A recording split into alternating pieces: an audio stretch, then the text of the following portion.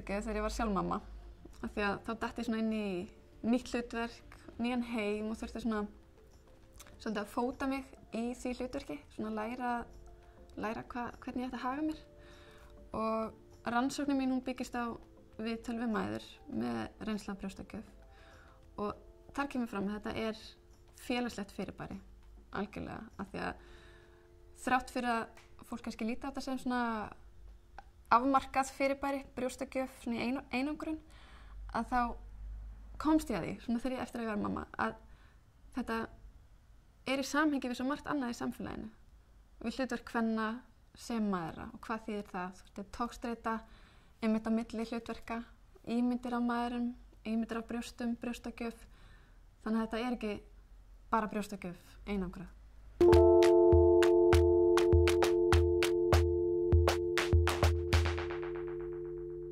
Það eru mjög margar mismunandi orðræður í gangi brjóstakjöf.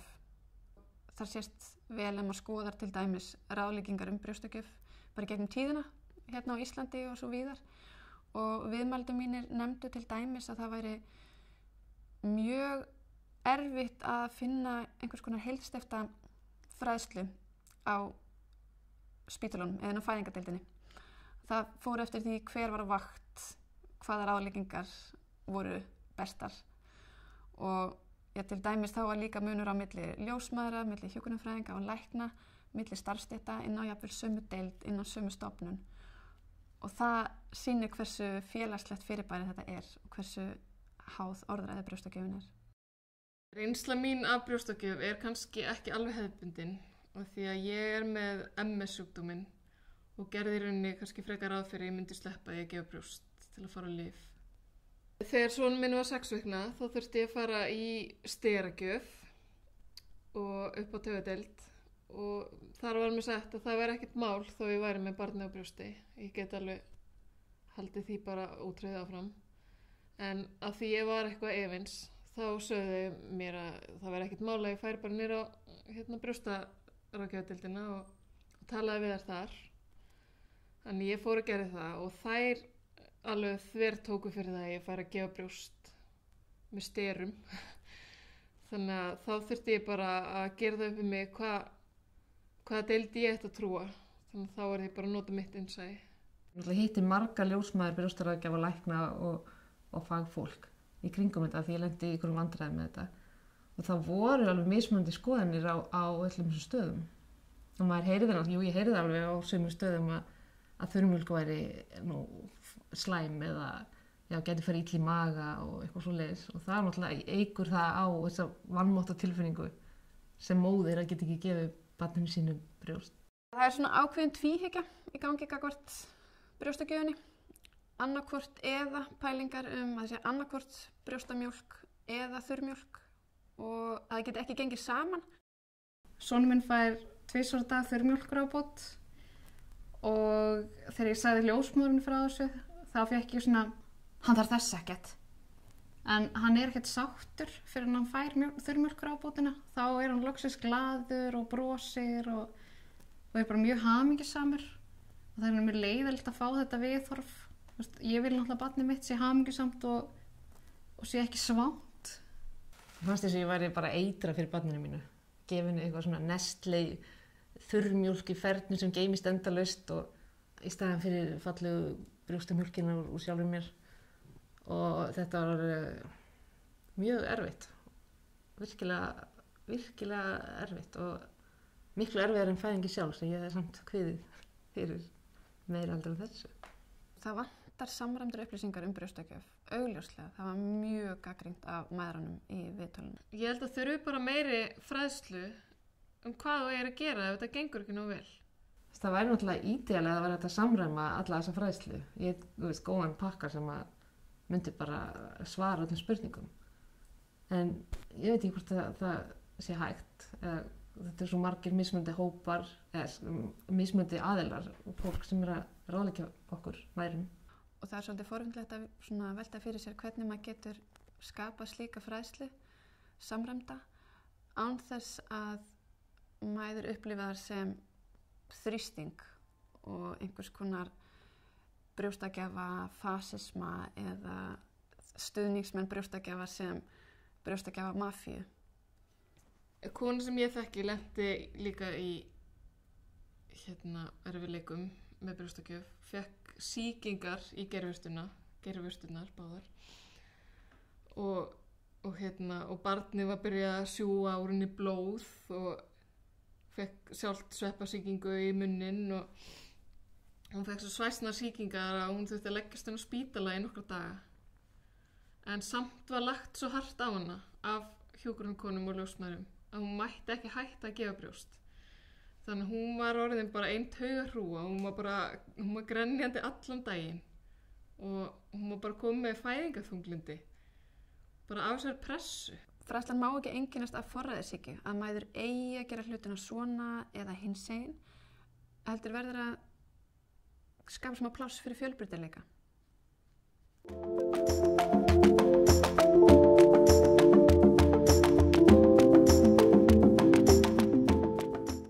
Fyrsta togstreitan sem að ég varð fyrir eftir að ég var mamma og var að hugsa brjóstagjöf, það var varðandi tímalengd. Það var svo óbúslega mismunandi hugmyndir sem að fólk hafði tímalengd. Hversu lengi á barn að vera á brjósti. Og af einhverjum ástæðum þá var ég með þessa hugmynd cirka 1 ár. Sem kannski heldur rúmt miðað við það sem ég heyrði í viðtölum við mæðurnar. Og sem að svona kannski cirka 6 til 9 mánuðir, að það sé svona eitthvað viðmið.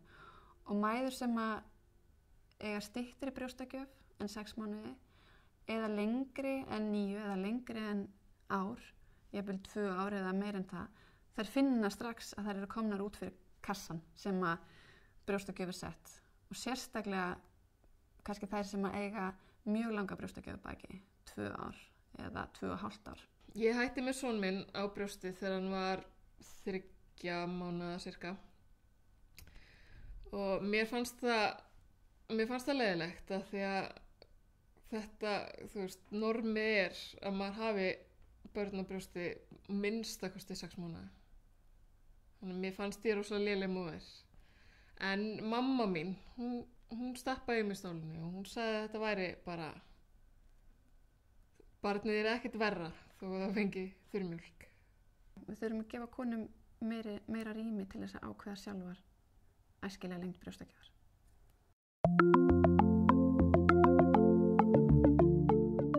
Ég þekki stelpu sem þurfti að fara í banka og bíða og hún þurfti að gefa dóttur sinni brjóst. Þannig hún fór og settist í sófa og var með taubleið yfir og var bara að gefa barninu.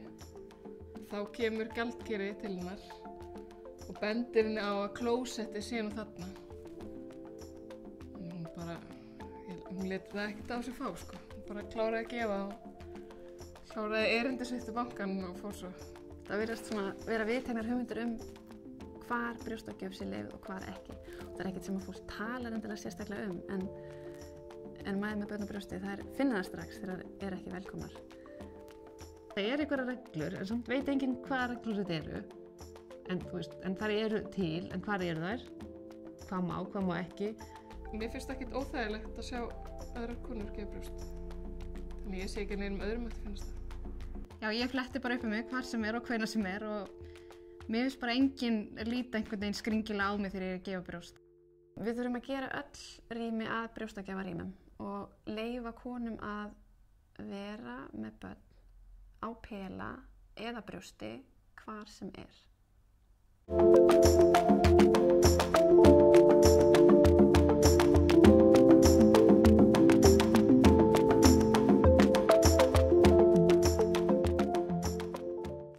Það er ráðandi ímynd af móður í samfélaginu og það er móður sem að gefur brjóst. Ég sá alltaf fyrir mér, ég væri svona hvítklædd með barnið og brjósti, svona brosandi og við varum í svona einhverjum algleymingi bara á góðri stundu bara, og það væri bara þannig og það væri náttúrulegt og allar mæður myndu bara mjólka ofan í barnið sitt og það væri bara sjálfsagt mál. Það er mæður sem að upplifðu brjóstagjöfina á mjög neikvæðan hátt og lendi í miklum erfiðleikum og áttu kannski styttri brjóstagjöf heldur en telst æskilegast. Það er upplifð þetta mjög hamlandi reynslu fyrir þeirra sjálfsmynd og meðan mæðurum sem að gekk vel, þær líta á þetta með mjög jákvæðum augum. Þær líta á reynsluna sem mjög jákvæða fyrir sína sjálfsmynd. Ég held að mæður sem að lenda í erfiðleikum, þær eiga mun erfiðara með því að tala það og tjá sig við aðra mæður sem sérstaklega kannski þeim sem gengur vel og eiga þá erfiðara með að tjá sig og biðja ráð. Mér finnst gaman að sýna það að ég geti gefið brjóst. Þetta veitir mér ánægju og mér líður alltaf vel þegar ég gefa barninu mínu brjóst. Þessi ímynd af móður, mjólkandi móður, getur þess að verið bæði valdeflandi og niðurrífandi eftir því hvað reynslu mæður hafa af brjóstakjöf, sem að sýnir okkur kannski að við þurfum að víkka þess út þetta hugtak að vera góð móðir, ekki bara steypa þau í þröngan kassa. Konur þurfa að fá að ráða sér sjálfar. Þær þurfa að mega taka ákvarðanir brjóstakjöf sjálfar eftir því hvað hendar þeim og þeirra barni best. Fá pláss til þess að vera fyrir utan ramman og við verðum að tala brjóstakjöf. Það verður að skapa meira rými fyrir brjóstakjöf í samfélaginu og veita konum frelsi til þess að vera það sjálfar.